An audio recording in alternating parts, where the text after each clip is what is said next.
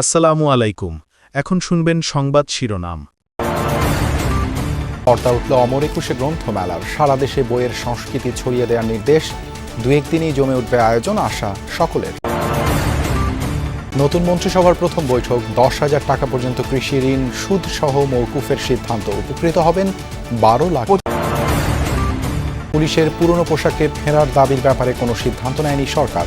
শিগগিরই নিয়োগ হবে 10,000 কনস্টেবল, জানালেন স্বরাষ্ট্রমন্ত্রী।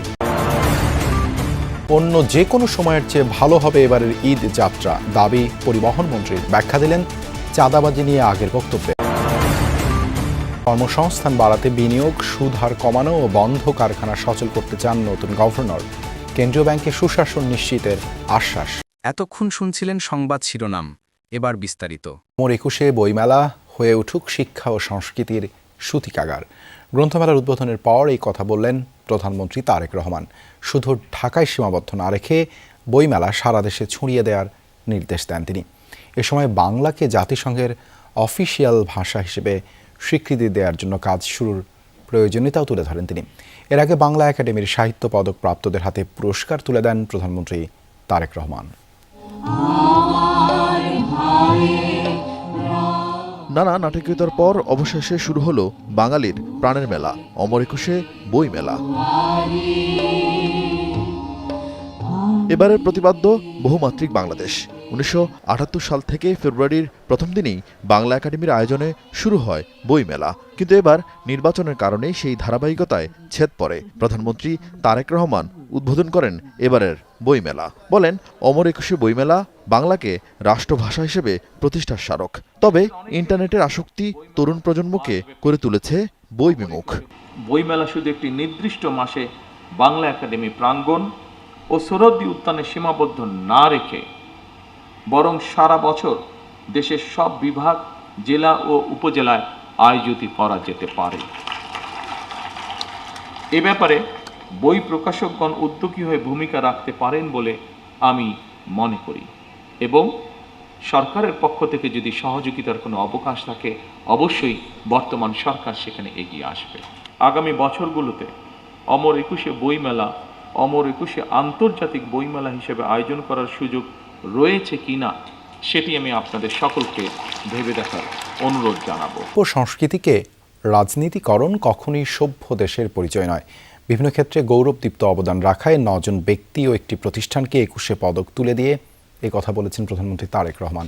তিনি বলেন, জ্ঞান বিজ্ঞানের সব শাখায় যেন দেশ এগিয়ে যেতে পারে, তেমন একটি উদার গণতান্ত্রিক রাষ্ট্র গড়তে চায় তার সরকার।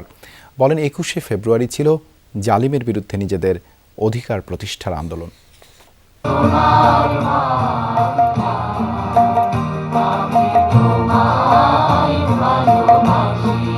বাঙালি জাতীয়তাবাদের ভিত্তি রক্তঝরা ভাষা আন্দোলনের চেতনা চিরজাগ্রত রাখতে প্রতি বছর দেশপ্রেম ও মননশীল চর্চা সহ বিভিন্ন ক্ষেত্রে অবদান রাখা গুণীজনদের সম্মানিত করে আসছে রাষ্ট্র, যা দেশের দ্বিতীয় সর্বোচ্চ বেসামরিক পুরস্কার। এবছর 9 জন বিশিষ্ট নাগরিক ও একটি প্রতিষ্ঠানকে 21শে পদক দেওয়ার সিদ্ধান্ত নেয় বিদায়ী অন্তর্বর্তীকালীন সরকার। শহীদ প্রেসিডেন্ট জিয়াউর রহমান 1976 সালে প্রথম 21শে পদক প্রবর্তন করেন।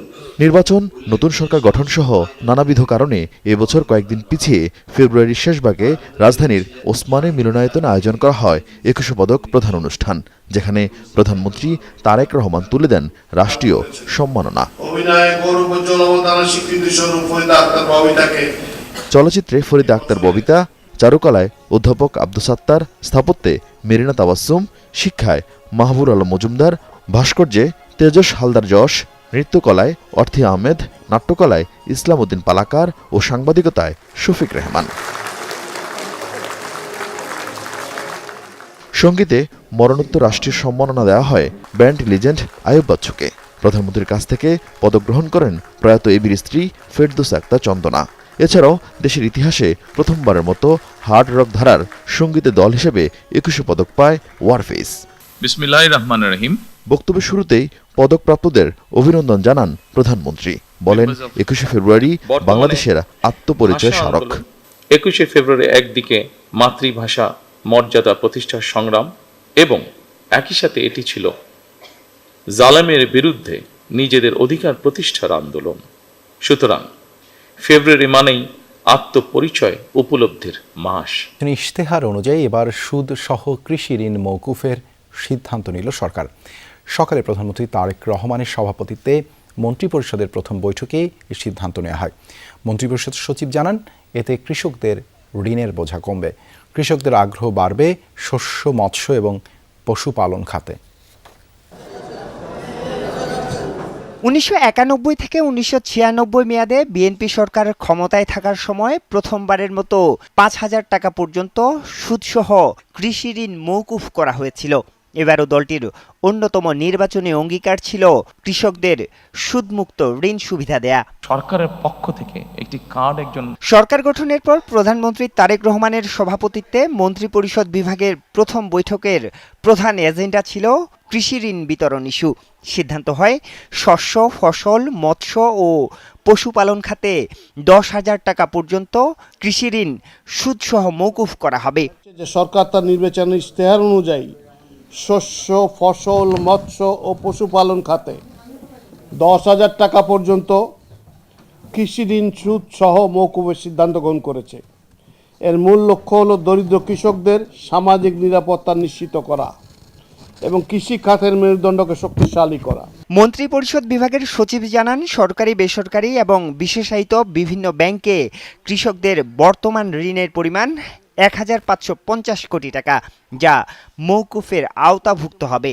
এতে লাভবান হবে আনুমানিক 12 লাখ কৃষক। এই মৌসুমে এই মওকুফ প্রক্রিয়ার মাধ্যমে কৃষকদের ক্রেডিট কার্ড, ক্রেডিট রেকর্ড বা ঋণ মান ভালো হবে।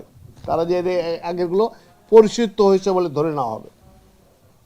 ফলে তারা ব্যাংক থেকে 15 স্বল্প সুদে কৃষি ঋণ গ্রহণ করতে পারবেন, যা তাদের স্থানীয় মহাজনী ঋণের উচ্চ সুদের হাত থেকে রক্ষা করবে। পুলিশের পোশাক নিয়ে সরকার এখনও কোনো সিদ্ধান্ত নেয়নি, তবে পুলিশ অ্যাসোসিয়েশন দাবি জানিয়েছেন তারা পুরনো পোশাকে ফিরতে চান, জানিয়েছেন স্বরাষ্ট্রমন্ত্রী সালাউদ্দিন আহমদ।